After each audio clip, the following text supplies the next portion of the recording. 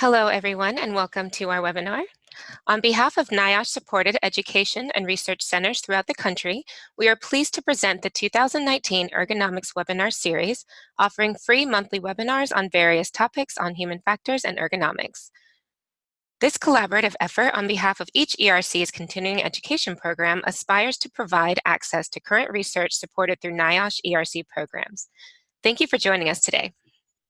Today's webinar, The Fatigue Failure Approach for Ergonomic Assessment, is brought to you by Auburn University, Deep South ERC, and Dr. Sean Gallagher.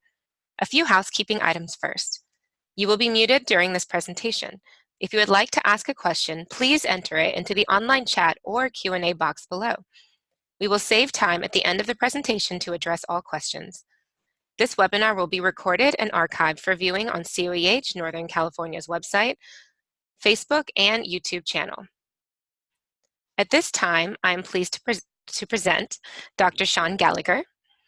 Dr. Sean Gallagher is currently in the Hal N. and Peggy S. Pennington Associate Professor in Auburn University's Department of Industrial Engineering. Dr. Gallagher has worked in ergonomics field for 35 years, starting with the U.S. Bureau of Mines, and then the National Institute for Occupational Safety and Health, and now Auburn University. He is a fellow of both the Human Factors and Ergonomics Society and the American Industrial Hygiene Association. Dr. Gallagher is a two-time winner of the International Ergonomics Association Liberty Mutual Medal in Occupational Safety and Ergonomics and is a certified professional ergonomist. Thank you for joining us, Sean. Thank you.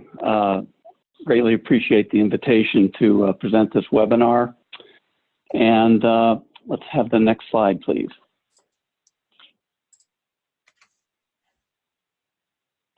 Okay, so as most of you probably are well aware, CTDs, cumulative trauma disorders, are a leading cause of long-term pain and disability in the United States. And, you know, the statistics are always very impressive, but even as far back in 2004, greater than 16 million strains and sprains were being treated annually by doctors.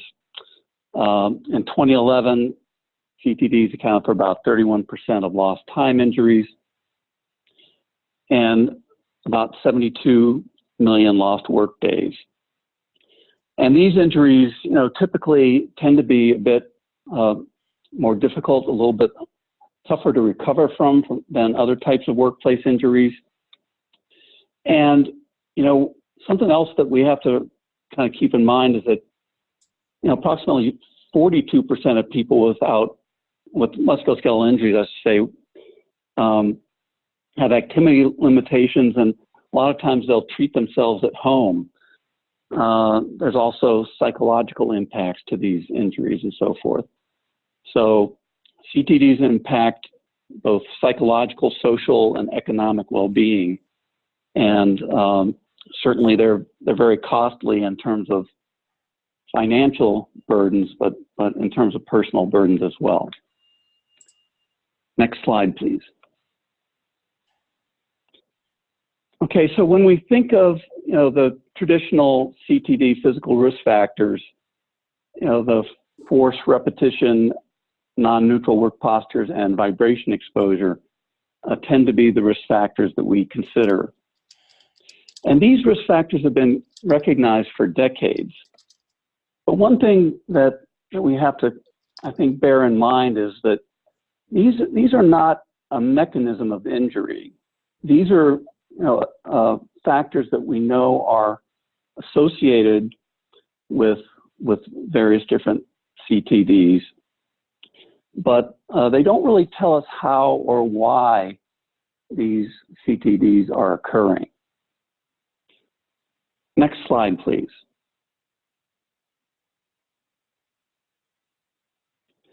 Okay, so I happen to be working on some fatigue failure related research, and happened across this study. It's a famous study by Silverstein et al. 1987 on the effects of force and repetition on carpal tunnel syndrome. And And I kind of had an insight based on what I knew about fatigue failure theory. Basically, this type of pattern is exactly what you would expect to see if the musculoskeletal disorder being examined here were the result of a fatigue failure process. And so you can see it with low repetition, low force, kind of is the referent condition. And then if you have low force and high repetition, you see an increase in the odds ratios. And then if you have low repetition with high force, you see kind of a similar type of situation as low repetition, low force, high repetition, I should say. But then when you have high repetition and high force, you see a dramatic increase in risk.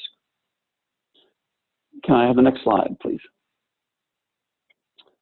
So a similar study by Armstrong looking at hand wrist tendinosis showed the same type of pattern where you see with repetition, you see a modest increase when you have low force, but you have a really high increase in odds ratios with high force.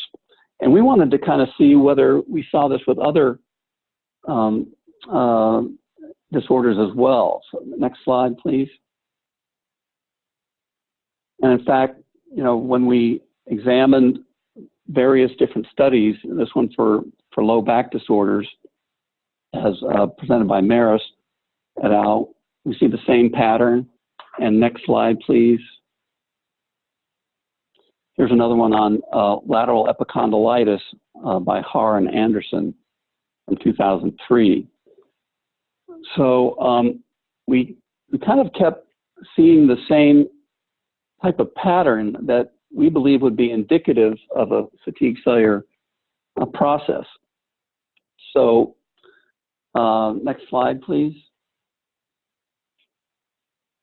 So we think that the results of these studies kind of do suggest a possible causal mechanism for musculoskeletal disorders. And next slide. Basically, what we think that is happening is that CTDs may be the result of a fatigue failure process in musculoskeletal tissues. Next slide. Okay, so what I have here on the left-hand side is a kind of a traditional SN curve, or stress and number of cycles to failure on the left, and kind of the pattern that we saw in the epidemiology studies on the other side. And if you look at the SN curve, you see that with the shape of the curve, you would expect that low force and low repetition would be well underneath the curve and not, convey any risk. But low force and high repetition, if you have high enough repetitions, you might actually contact the SN curve line and expect some injury. The high force, low repetition quadrant, would seem to have a little bit higher risk due to the shape of the curve. And then high force, high repetition, we would expect to see a great deal of damage or injury. So the shape of the SN curve really kind of explains why we might see patterns like we did in the epidemiology studies. Okay, next slide, please. So what is fatigue failure theory? Well, it's a theory that basically describes how materials experience cumulative damage when they experience repetitive stress. And at this time, all known materials are known to fail by means of fatigue failure when repetitively stressed. It's basically a process of local and progressive damage accumulation in whatever material is being stressed. And we've talked about cumulative trauma disorders, or MSDs, as repetitive stress type of injuries. And fatigue failure, what fatigue failure basically does is it kind of looks at situations where repetitive stress is happening and kind of explains, why this process is going on. So next slide, please. Can you click that again? I think there's an animation here. Okay, so imagine yourself, doing a lifting task and your spine is getting compressed. Well, eventually you might get, a little microfracture in an end plate of your vertebrae, for example. And with increasing, repetitions and stuff like that, that area of weakness in the middle of the vertebral end plate will eventually grow. The cracks will propagate and will cause a much larger area of damage. And this is basically what the fatigue failure process is. When people are getting stressed, eventually there's some small micro failure that occurs in the material involved. And as that same piece gets kind of continually repetitively stressed, you see that there's a propagation and broadening of the area of damage. Next slide, please. So I'd like to show just a few kind of lines of evidence that suggest that CTDs are the result of a fatigue failure process. In addition to that we saw with the epidemiology studies earlier. So next slide, please. So one type of evidence is that when we take biomaterials and we put them in an Instron machine and repetitively stress them, they all demonstrate a fatigue failure response. On this slide, I have examples of results from some tendon studies, tendon study by Sheckman and Bader, a test on actually rabbit medial collateral ligaments by Thornton et al., and kind of a composite of a couple studies, one by Brinkman et al. And one by myself, looking at lumbar spine fatigue failure. And you can see that there's a general similarity between the things, and so no matter the material that we're talking about, we see this fatigue failure response. Next slide, please. Okay, and so all of those studies were done basically outside the body. What about inside the body? Do we have any kind of evidence that these types of injuries occur in vivo? Well, there was an interesting study a few years ago that used a living mouse model, and they basically performed fatigue failure of the mouse's patellar tendon.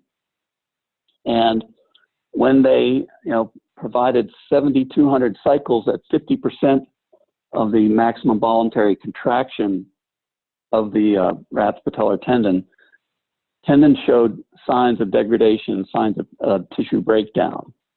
So it looks like that fatigue failure does actually happen in vivo as well. Next slide. Some additional evidence can be found from, looking at biopsies of, for example, Achilles tendinopathy. And what you see in terms of the breakdown of the tendon in those studies has been found to be very similar to what we see when we actually test such tendons in vitro. So there seems to be a correspondence between what we see with in vitro test and what we see actually in the living state as well. Next slide. Okay, and so more evidence, and we'll kind of get into this later. We're going to be talking about some of the fatigue failure-based risk assessment tools that we've developed at Auburn University. And those have all shown strong associations with CTDs as well. So next slide. Okay, so, basically, there's several lines of evidence that indicate that fatigue failure may be etiologically significant in terms of the development of musculoskeletal disorders. And it really kind of has kind of an impact on how we kind of view the effects of different CTD risk factors that we've known about for a long time. For example, if we take a look at force and repetition, next slide, please. So one thing that's very clear from fatigue failure theory is that in terms of repetitive damage on materials, force and repetition have a very significant interaction. And that interaction is such that the actual impact of repetition is much, much less when you're dealing with low stress situations compared to when you're in high stress situations. So here's an example of some data from some in vitro tests of musculoskeletal tissues. And you can see at 10% ultimate stress, there are about 500,000 cycles to failure. So the damage per cycle is going to be 0.000002 per cycle. But if we look at a higher stress level, if we go to 40% ultimate stress, cycles to failure will only be around 8,000, and the damage per cycle is 0.000125. So what you can see is that at each cycle at 40% of ultimate stress, that kind of has a 63 times effect on damage compared to what that same repetition would have at 10% ultimate strength. So force and repetition really have a strong interaction, and a repetition at a low amount of stress is not nearly kind of what it would be at a higher amount of stress. Next slide, please. So posture is another one of those risk factors that we've often seen associated with CTDs. Next slide, please.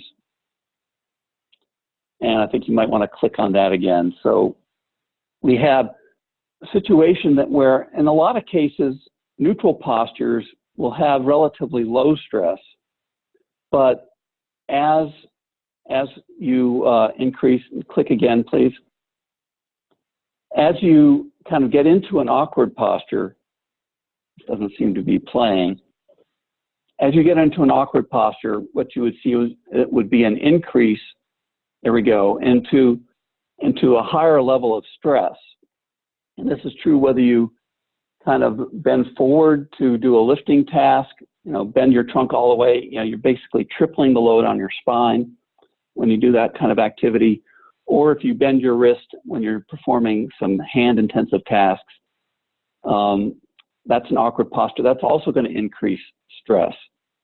Some of it may be frictional stress, but fatigue failure can happen from frictional loading as well. So at any rate, we think that the fact that awkward postures are seen to be a factor in these studies may just be due to the fact that increased stress is usually seen when awkward postures are adopted. Next slide. And finally, the last physical risk factor that we usually talk about in terms of CTD development is vibration. Well, vibration is kind of a combination of force and repetition, and it actually is a very common fatigue failure test scenario for materials. When materials get vibrated using force and repetition, they will fatigue fail. And so we may be, by getting vibration exposure, also experiencing that in our musculoskeletal tissues. Next slide. So one thing that's interesting is that fatigue failure theory may provide a unifying framework for all of the physical CTD risk factors that we've typically thought of. Next slide, please. Another benefit that we can get from fatigue failure theory is that it has ways of calculating cumulative damage even with highly varying loads that might be experienced. And we know that our musculoskeletal tissues do experience highly variable loading. But for example, if an SN curve suggests that a material will last 100,000 cycles at a certain level of stress, maybe 30% ultimate stress, then we can assume that the damage for each loading cycle is going to be 1 over that 100,000 cycles of value. So each repetition at 30% of ultimate stress would be 1 divided by 100,000, or 0.00001. Next slide, please. So if we do that, we can kind of take a look at examples of loading at different levels and the effective repetition at each of the different ultimate strength levels that we're looking at. So at 50% ultimate strength, let's say we did 15 repetitions, and it would take 1,000 cycles until failure. Let's say at 40%, we did 100 repetitions, where 10,000 cycles would lead to failure. And at 30% ultimate strength, we did 700 repetitions, where 100,000 would lead to failure. Next slide, please. And one more. Okay. So basically, this is the way that we would kind of calculate the entire the amount of stress that's been cumulatively developed. So our damage, at a particular time is going to be that 15 cycles over the 1,000 that it would take to fail the structure, plus the 100 cycles over the 10,000 that would lead to failure, and then plus 700 that would divided by the 100,000 cycles that it would take to fail at 30% ultimate strength. And so you can see that we can add up these values and find that we would get a value of 0.032, which would be about 3% of the way to fatigue failure. But notice that the effective repetition is so strong that the 15 cycles at 50% ultimate strength are actually more than twice the amount of damage caused by the 700 cycles at 30% ultimate strength. Next slide. Okay, so we've the faculty and the students at Auburn University over the past few years have tried to take these principles and to develop some practitioner-friendly fatigue failure risk assessment tools. And we've developed 3 such tools. One we call LiFFT, which is the lifting fatigue failure tool. Then we have DUET, which is the distal upper extremity tool for hand-intensive tasks. And we just are kind of unveiling right now the shoulder tool, which is our tool looking at shoulder intensive tasks. Next slide, please. So let's look a little bit at the lifting fatigue failure tool, or LiFFT. Next slide. Okay, so we tried to keep the inputs fairly simple for these different tools. For the LiFFT task analysis, all we need is the weight of the load that's being lifted, and then we want the peak horizontal distance from the hip to the center of the load during the lift, and the number of repetitions for the task being done during the day. Next slide, please. Okay, so here's how we would take the horizontal distance measurement. Next slide. So here's how we would kind of input the data into the lifting fatigue failure tool. So you can see we have a lever arm for this mono lifting task job. So it's an 18-inch lever arm, a 32.7 pound load, and that task is done 600 times during the day. We're assuming they do no other kind of lifting task during the day.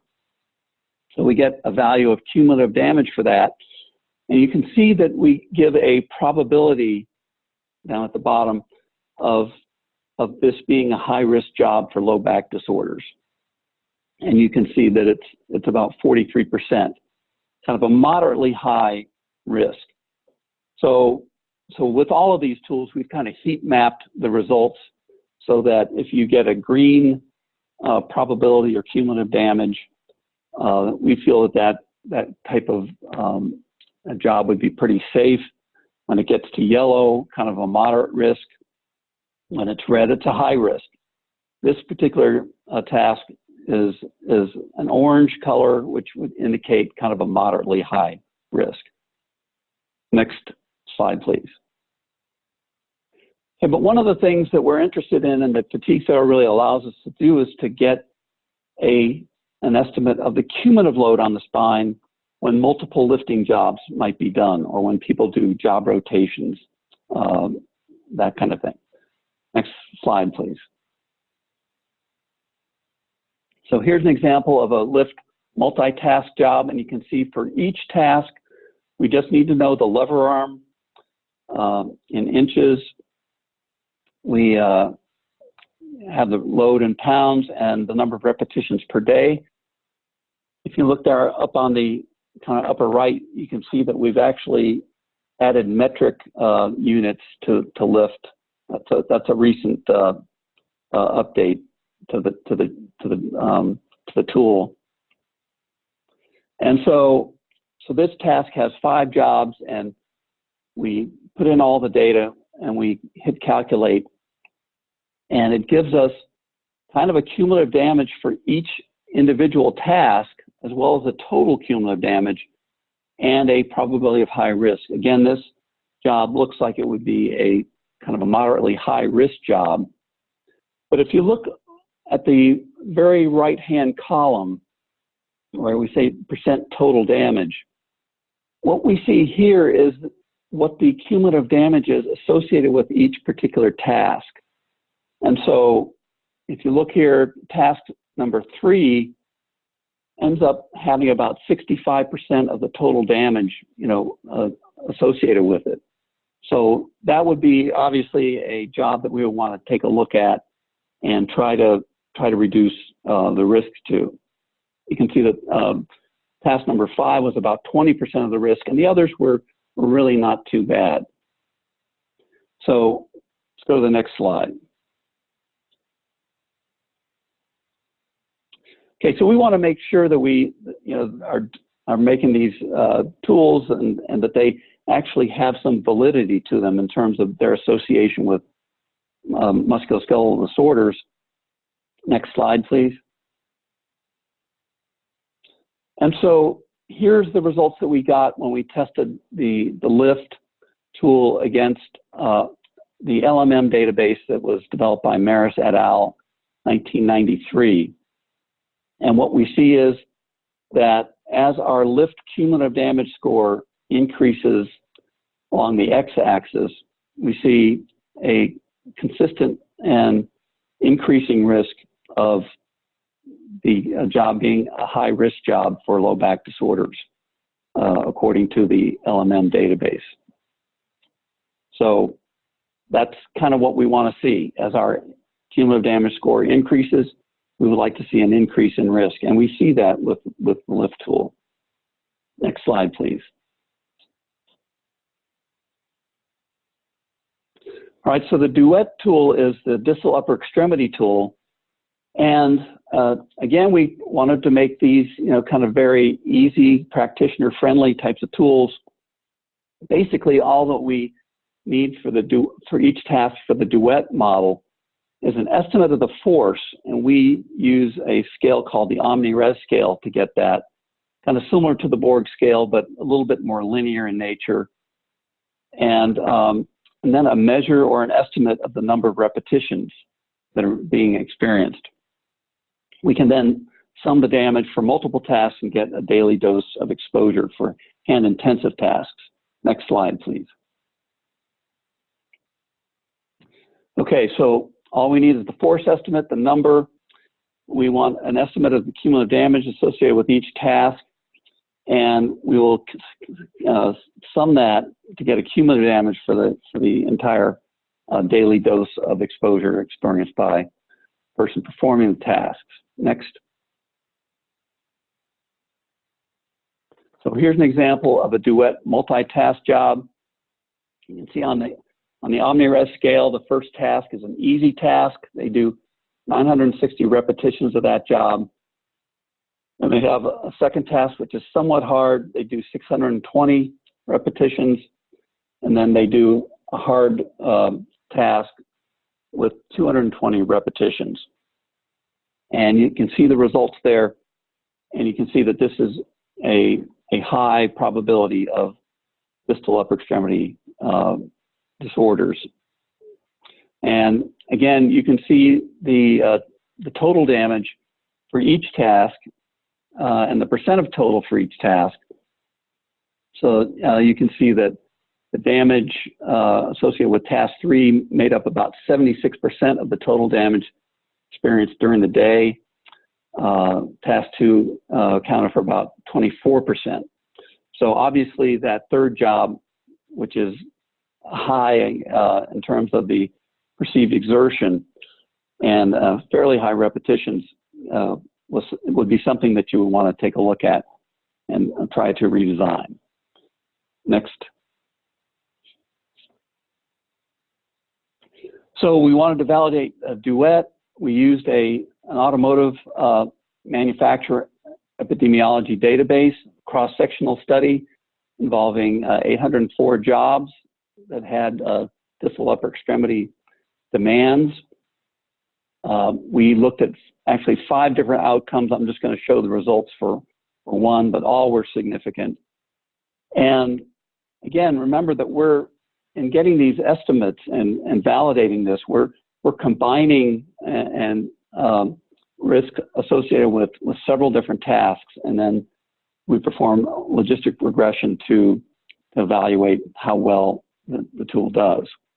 Next slide, please. Okay, so here's the DUET validation. Again, as you see, as our log cumulative damage score increases for the DUET tool, we see increases in risk, or the probability of having a distal upper extremity outcome. In this case, the outcome was injury plus pain during the last year. Next slide. So the new tool that we've developed is called the shoulder tool. We couldn't think of a really good kind of snappy acronym for it, so we figured we'd just call it the shoulder tool, because there really aren't any really quantitative tools out there to assess shoulder risk. Next slide, please. So, the tools that are out there have been kind of basically Rula and Reba, but they really kind of lack the ability to evaluate cumulative loading and its effect on cumulative trauma disorder risk. And nor can the tools that are out there right now really evaluate combined effects of several different tasks that somebody might do during the workday. Next slide, please. So in terms of the model development, we used the shoulder moment, kind of like we did for the lift tool, as a measure of shoulder stress. And we used an SN curve to basically weight the effective repetition based on the magnitude of the shoulder moment as fatigue failure theory would suggest that we do. Next slide.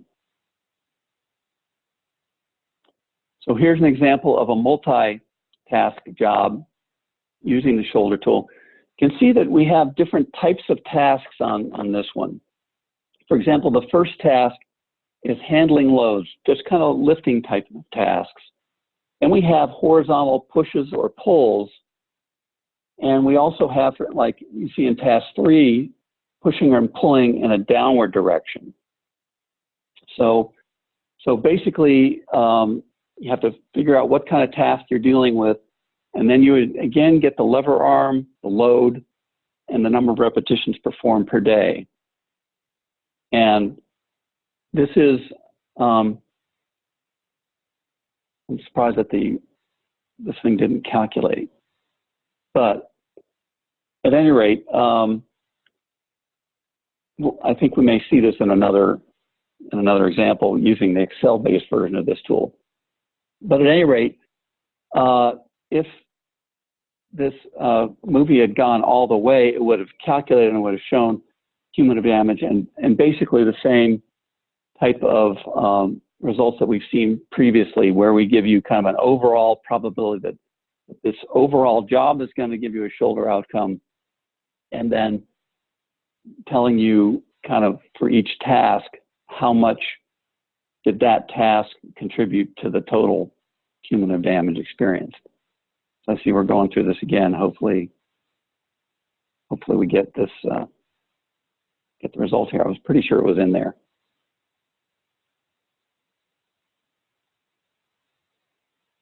Oh yeah, there we go. Okay, so there we see kind of a 32% probability of a shoulder outcome for this particular job.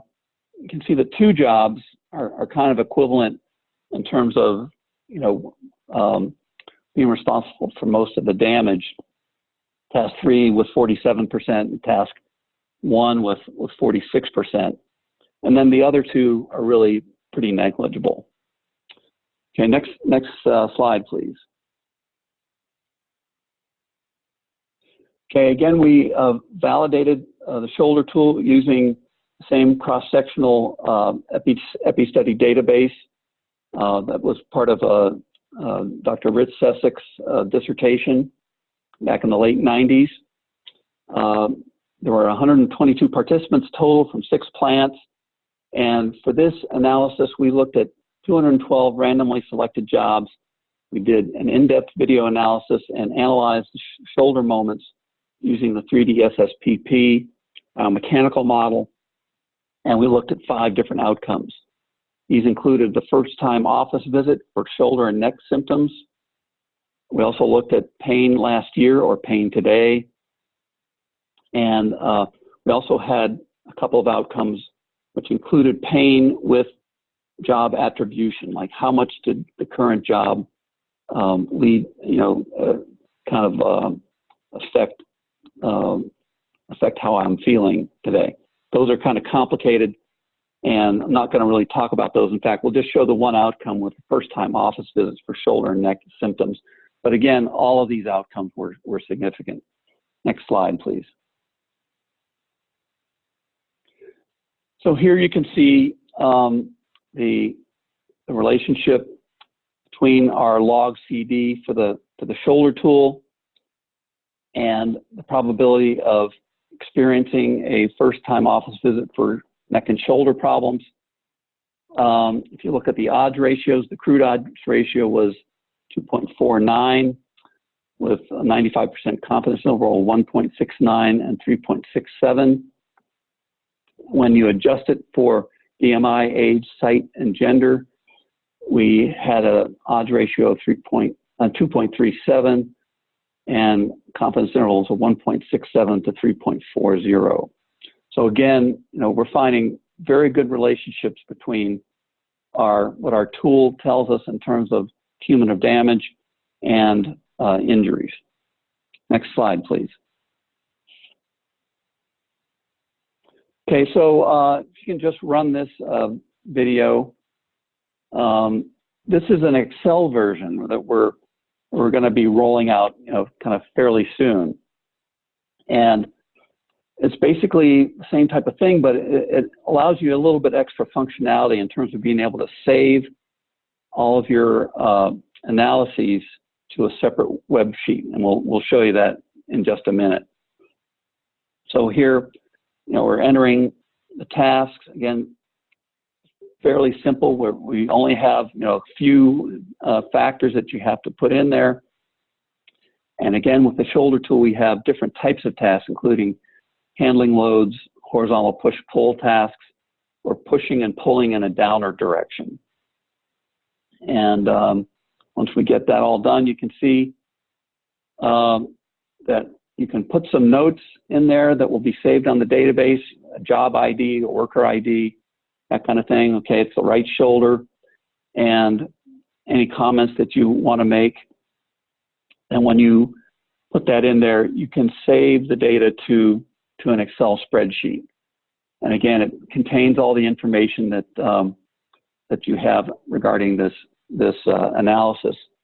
And so this dealt with the right shoulder of a particular worker. You could do the same thing for the left shoulder, and kind of evaluate those, add that to the database, go to the next job, analyze the next worker's shoulder demands.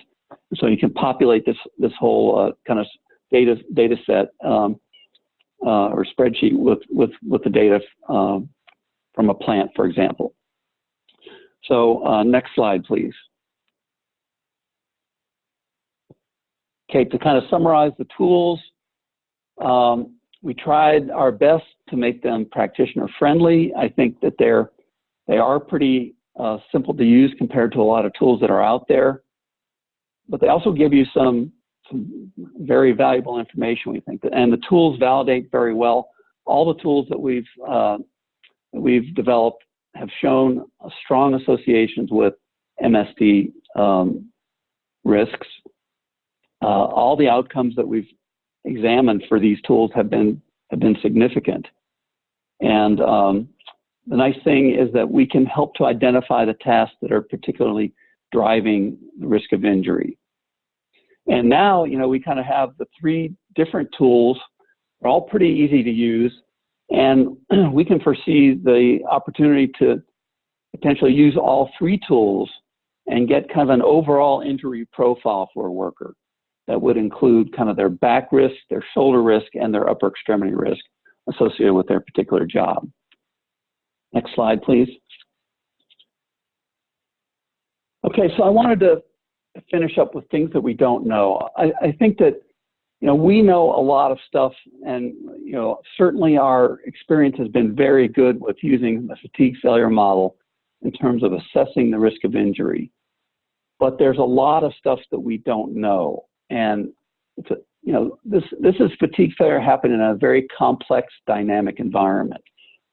So we know, for example, that we've got two competing processes at work in the human body.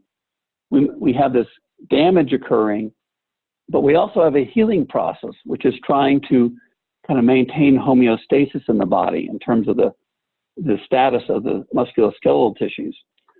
So how does the healing process work in terms of slowing down the fatigue failure process? By how much does it do that?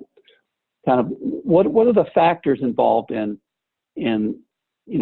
how healing affects the amount of can affect the amount of damage that's being developed through a fatigue failure process. We also know that musculoskeletal issues, stress can be very good for them. You can get beneficial loading, through weightlifting and that kind of thing. But at the same time, we know that loading can also be very detrimental and lead to damage. Now, what is the threshold between kind of a high loading that you do a little bit for weightlifting versus, cycles that you may do on a job that may lead to detrimental loading? It's like, where is that threshold? Same thing happens with atrophy. How much loading do you have to do to your tissues to keep them from kind of getting degraded? What is the healing rate per day for various musculoskeletal tissues? We have looked far and wide for data on this, and there's really only a couple things that we've come up with, and it really is not helpful to us in our model of fatigue failure because the data is very sparse. Next slide, please. Other things we don't know. What happens in living tissue? Do living tissues have a higher ultimate stress than the tissues that we test in vitro? I mean, I think it's quite possible. And certainly when we test in vitro, the values that we get for damage per cycle and the number of cycles to failure are actually kind of smaller than we would expect. So either healing is playing a role there, or it's potentially that living tissue may have a higher ultimate stress than in vitro tissues that we've been testing. We need more fatigue failure characteristic of human musculoskeletal tissue. There's really very sparse data on fatigue failure of our tissues, and we need a lot more. And then, of course, what are the effects of personal characteristics on fatigue failure? Aging, gender, and BMI. We know these all kind of influence things, but we need additional information on that. Next slide.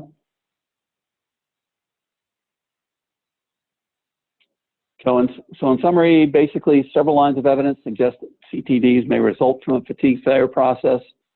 This could be a unifying theory for physical aspects of CTDs. Risk assessment tools based on fatigue failure seem to work well. They show strong associations with the CTDs we're interested in.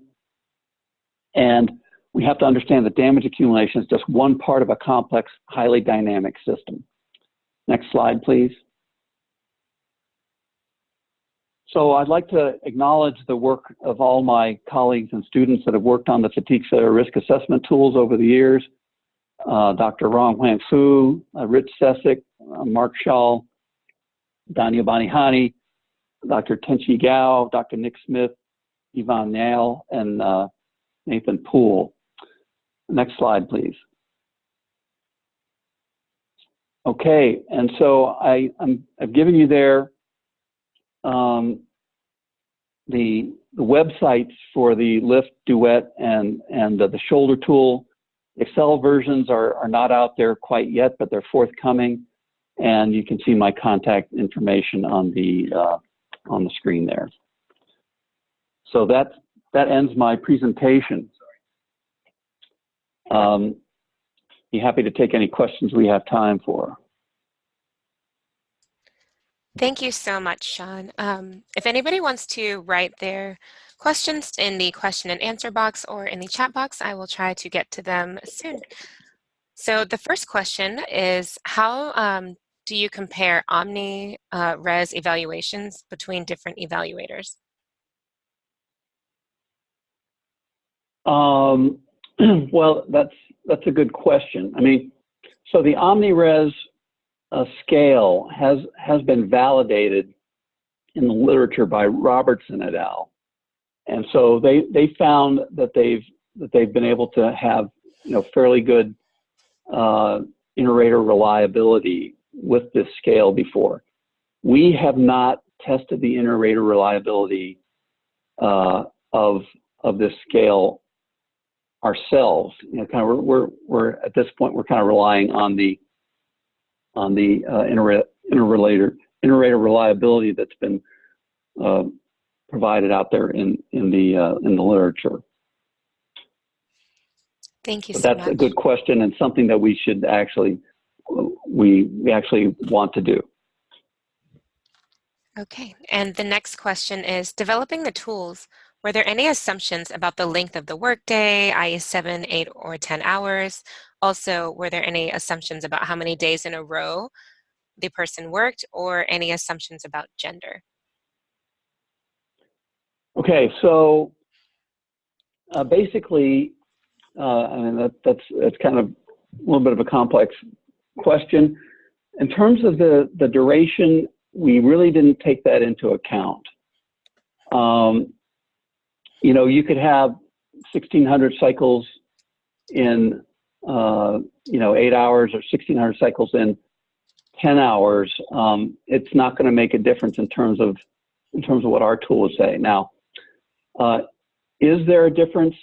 It's, you know, from fatigue failure theory, it would kind of tell you that there's not going to be that much of a difference. The main thing is going to be the high stress ranges associated with, for example, lifting tests that the person's going to be doing.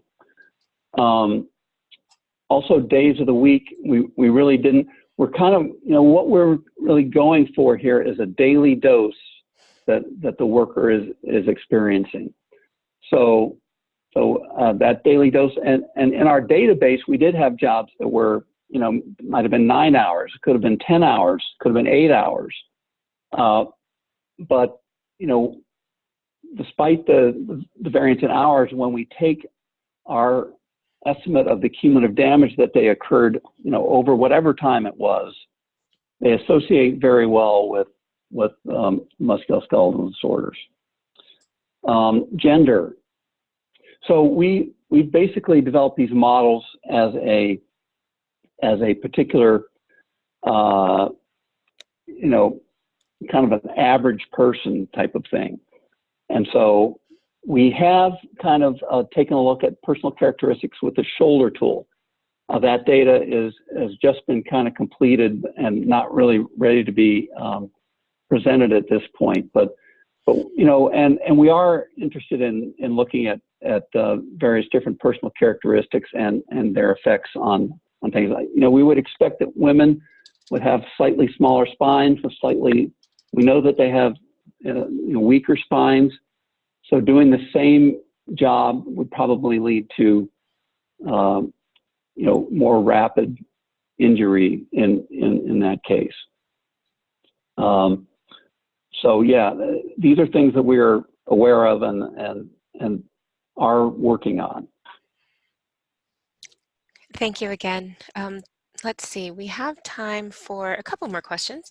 So one more is, what are the limitations of these tools? Well, I think, you know, some of the limitations have been talked about previously. You know, one is we don't, you know, we've controlled for gender in some of the analyses and stuff like that, but we do not have, you know, effects, you know, due to gender or age or BMI, for example, in the tools. I think that, you know, there are some trade-offs that we made when we decided we wanted to make these really easy to use, practitioner friendly. And some of those have been to kind of, like we wanted to see, should we put trunk flexion in as a factor?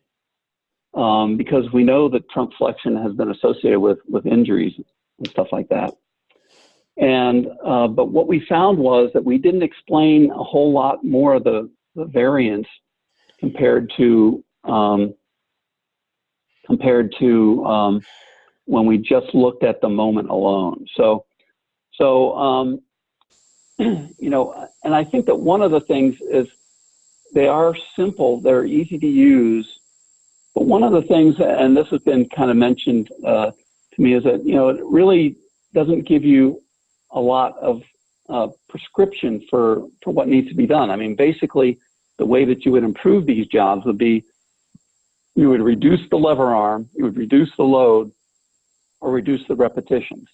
And, you know, that's kind of basically what you say. You know, it doesn't talk about, you know, what if you're lifting to a different height and that kind of thing.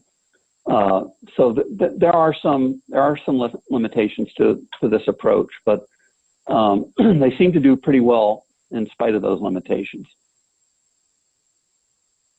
Thank you. Okay, I'll try to get through some of these. We do have quite a few. So we do have a question about the shoulder tools.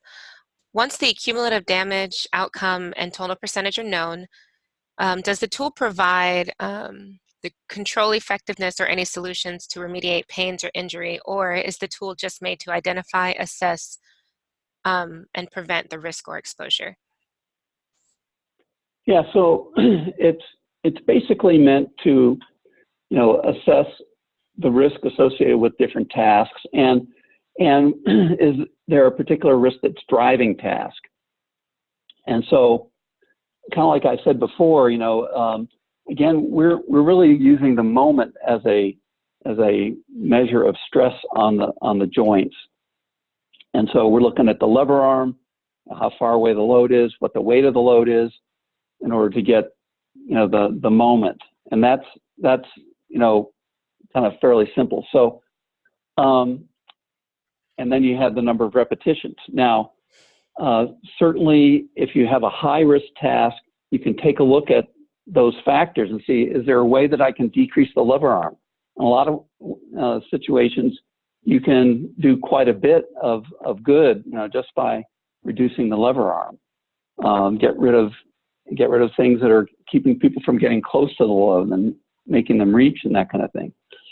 So, so basically, we're looking at kind of, assessing kind of the overall risk associated with the multiple tasks, which tasks are the most important to deal with, and you can get some idea about what kind of things you might do to reduce that risk.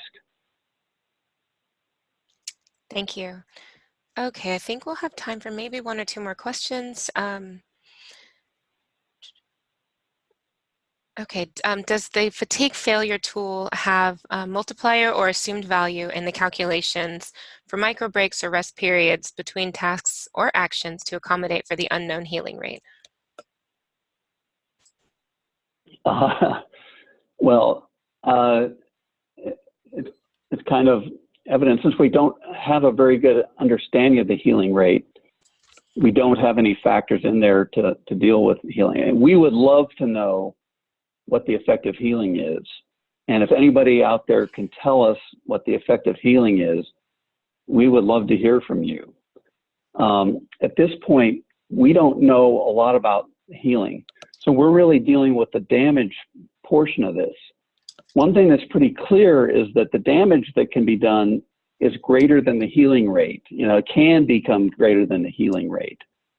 And, we can maybe get an idea by looking at our graphs. It's like, when are we kind of exceeding the healing rate of the material because we're seeing increased risk.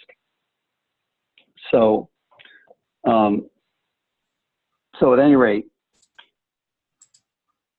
so basically, that would be my answer. It's like we really want to incorporate healing in our models. We just don't know very much about it, and again, this is one of those things that we don't know that we need to know. Great, thank you. Unfortunately, we do have more questions, but we do not have more time. So I did want to take a moment to thank you so much for this wonderful presentation, and thank you to everybody who joined us today. Our next NIOSH ERC webinar is going to be on Wednesday, October 23rd with Dr. Bernard Martin. And we also have another webinar on Wednesday, October 2nd on total worker health. And you can learn more and watch a copy of this at our YouTube channel, which you will get an email for tomorrow, and you can go to our website at coeh.berkeley.edu. So thank you, everyone. And again, if you do need a copy of the slides, feel free to email me at coehce@berkeley.edu.